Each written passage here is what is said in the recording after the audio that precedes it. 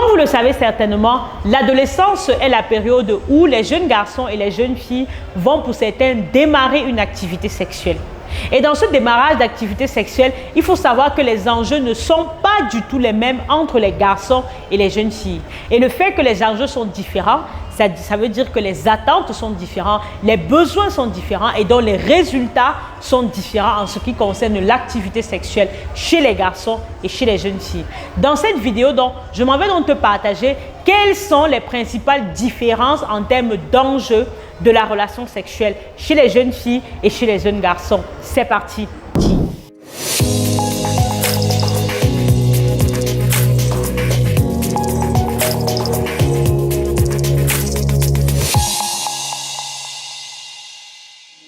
Hello! Bienvenue à toi sur ma chaîne YouTube Sexpliqué by Linda Taku.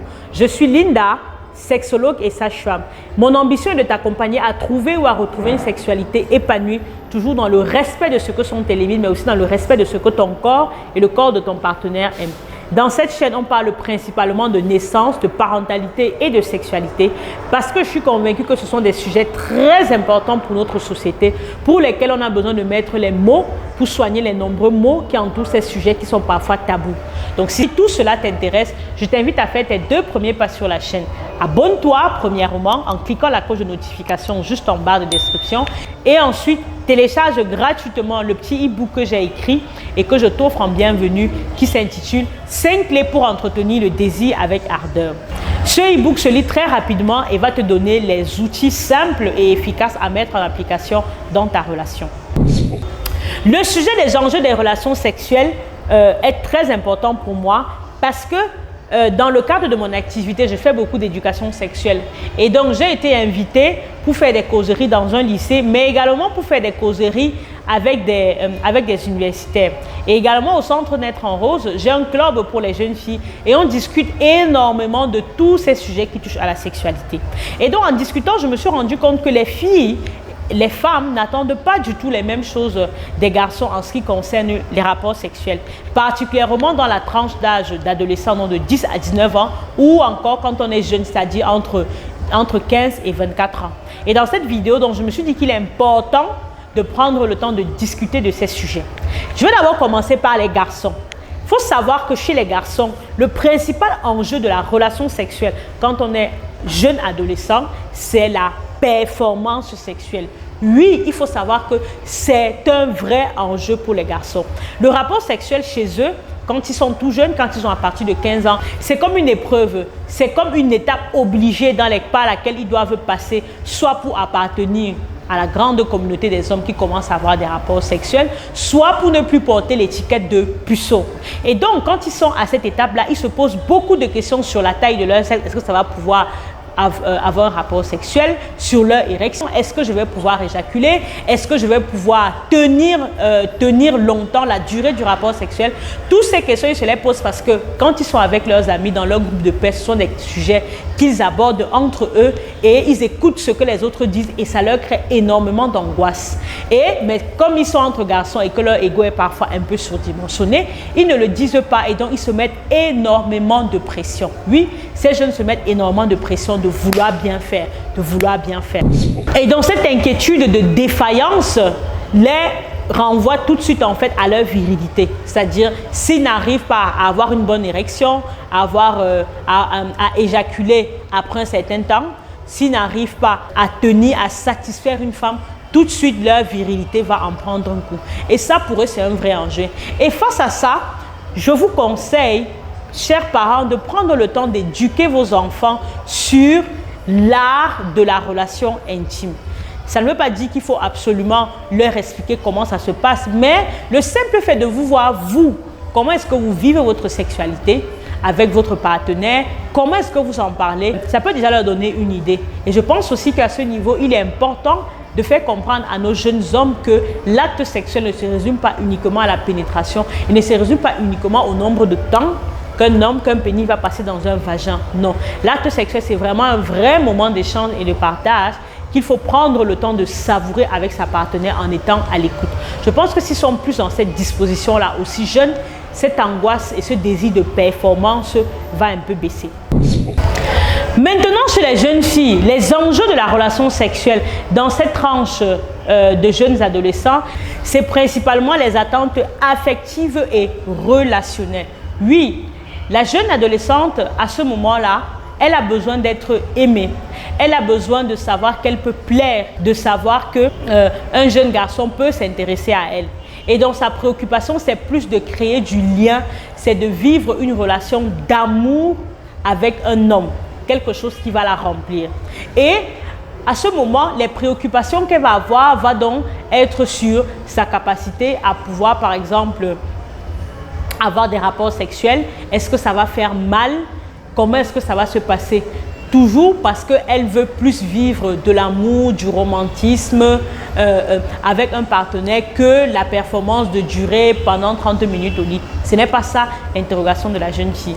Et il faut aussi savoir que face à ces attentes qui sont principalement sentimentales et relationnelles, la question de savoir dire oui et de savoir dire non se pose beaucoup chez la jeune fille. Savoir dire oui à un rapport sexuel, savoir dire oui à un partenaire, c'est quelque chose auquel elle va être confrontée. Parce que comme elle a ce besoin de plaire, comme elle a ce besoin d'être rassurée, d'exister dans le regard de l'autre, elle aura tendance à faire des choix qui ne la correspondent pas elle, mais qui correspondent plus aux attentes et aux besoins de son partenaire, toujours dans ce besoin de maintenir la relation. Et donc, vous voyez donc entre les garçons et les filles à cet âge-là, ce n'est pas du tout les mêmes, les mêmes besoins. Et il est important donc de le comprendre et d'apprendre très tôt à nos jeunes filles, premièrement, à savoir dire oui, à savoir dire non, à savoir faire des choix. Et très tôt, il faut apprendre à la jeune fille que son avis compte, ce qu'elle veut compte et qu'elle n'est pas juste là pour faire plaisir au partenaire ou alors pour répondre aux besoins des autres, que ses besoins à elle comptent également. Et pour connaître quels sont ses besoins en matière de sexualité, ça commence d'abord par avoir une bonne relation à soi-même, une bonne relation à son corps, une bonne relation à l'estime et à la confiance qu'on a en soi. L'autre enjeu qui est très important également pendant cette phase d'adolescente et qui concerne autant les garçons qu'autant les filles, c'est la question d'identité sexuelle. Oui, la question d'identité sexuelle ici renvoie à l'orientation qu'on va donner à notre sexualité. Une orientation hétérosexuelle, par exemple, qui est le plus répandue dans notre sexualité, ou alors une autre forme d'orientation sexuelle. Et il faut savoir que dans cette phase-là, toutes les orientations qui vont être autres que hétérosexuelles, parce que c'est ce qui est le plus stéréotypé et c'est ce qui est le plus normé dans notre société, va être très mal vu, va être très mal perçu et très stigmatisé. Donc, par exemple, les jeunes filles qui vont être un peu garçons manqués, ou alors les jeunes garçons qui vont être dits un peu efféminés, ou alors ceux qui vont avoir des relations plus homosexuelles ou autres, vont être très stigmatisés et ça va être des grosses blessures pour eux. En sachant que l'identité sexuelle d'un jeune ne se confirme vraiment qu'à partir de 21 ans à peu près, quand elle rentre dans la phase adulte. La phase d'adolescence, c'est aussi une phase d'expérimentation, c'est aussi une phase de découverte où on peut tester des choses sans que cela ne soit définitif dans l'identité et dans l'orientation sexuelle qu'on va donner après à notre vie. Et je pense que cette question-là, c'est important d'en parler aux jeunes. Déjà pour dédramatiser et pour leur faire comprendre que tout ce qu'ils vivent, ils sont dans une phase transitoire et que ça pourrait changer. Vraiment, si on tient ce discours à nos jeunes, surtout pour ceux qui ne sont pas d'emblée dans les normes sociétales, qui ne sont pas d'emblée dans les stéréotypes qui sont conçus par la société, surtout pour ces jeunes-là, ça peut vraiment les aider à traverser au mieux cette étape. Ensuite, toujours dans cette question d'identité sexuelle et d'orientation sexuelle, il faut savoir aussi qu'un des enjeux de l'adolescente, ça va être ce besoin d'appartenance-là, d'appartenir à tel sexe ou à tel sexe. Parce qu'en fonction du sexe auquel on appartient, la réalité dans notre société, c'est qu'il y a beaucoup de stéréotypes qui sont attachés à chaque sexe. Les garçons font telle chose, les filles font telle autre chose. Et le simple fait de savoir qu'on appartient à l'un de ces sexes-là, c'est un vrai enjeu pour les adolescents. À cela, je voudrais dire également aux parents que pendant que vos enfants sont encore tout petits, c'est à ce moment-là qu'il faut prendre le temps de déconstruire des stéréotypes qui pourraient les desservir plus tard. Je prends l'exemple d'une jeune fille que j'ai reçue en consultation. Ça fait quand même un moment. Elle avait énormément du mal à s'exprimer. Et du fait qu'elle avait du mal à s'exprimer, dans son intimité sexuelle, elle n'osait pas dire ce qui lui plaît. Déjà, elle ne savait pas toujours ce qui lui plaisait. Elle laissait plus son partenaire faire et elle, bon, on va dire, elle subissait ou alors elle prenait ce qu'on lui donnait. Et les fois où elle savait ce qu'elle voulait, elle n'osait pas s'exprimer. Et je lui ai posé la question de savoir, mais pourquoi est-ce que vous ne vous exprimez pas? Pourquoi est-ce que vous ne dites pas ce dont vous avez besoin? Et elle m'a dit que chez nous, je n'avais pas le droit de parole. On ne demandait jamais mon avis et on ne demandait pas ce que j'avais besoin. Je prenais toujours ce qui restait. Et c'était plus mes frères qui avaient le droit de parler. Et quand quelque chose ne leur convenait pas, ils pouvaient dire que ça ne leur convient pas. Ils pouvaient même gueuler et on les écoutait. Et moi, la seule fois où j'ai osé dire que quelque chose ne me convenait pas, j'ai été grondée, j'ai été réprimandée. Et depuis ce jour-là, je me suis tue. Vous voyez donc que cette jeune fille, elle a gravé cet épisode de son enfance qui aujourd'hui conditionne totalement sa vie sexuelle.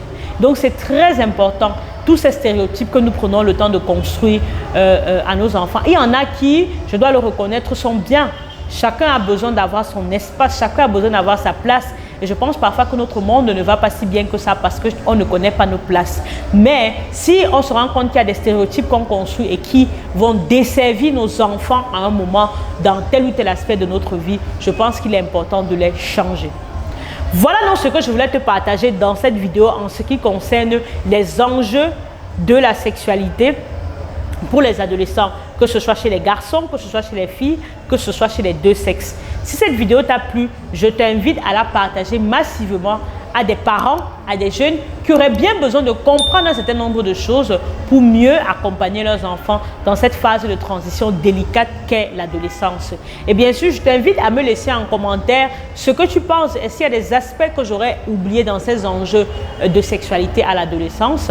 Je me ferai un plaisir de te lire, de répondre à ton commentaire et peut-être de faire une prochaine vidéo pour le sujet que tu m'auras laissé en commentaire. D'ici là, je te souhaite de te porter bien et je te dis à très vite.